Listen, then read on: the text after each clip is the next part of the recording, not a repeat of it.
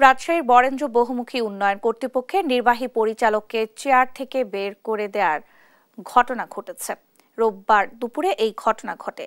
জানা যায়, কর্মচারীদের একটি গ্রুপ নির্বাহী পরিচালক শফিকুল ইসলামকে জোর করে তার চেয়ার থেকে তুলে অফিস থেকে বের করে দেন। এরপর ওই চেয়ারে বসানো হয় তত্ত্বাবধায়ক প্রকৌশলী জাহাঙ্গীর আলমকে। যদিও মন্ত্রণালয় থেকে জাহাঙ্গীর আলমকে কোনো দায়িত্ব দেওয়া হয়নি। এ নিয়ে বরেন্দ্র বহুমুখী উন্নয়ন কর্তৃপক্ষ কার্যালয়ে দুই গ্রুপের মধ্যে উত্তেজনা চলছে। জি, এখানকার পরিবেশ সেরকমই না। উনি তো ট্রান্সফার হয়ে গেছেন। উনি ওই যে রেশম অথরিটিতে এখন আসেনি, আসবে। বলেন।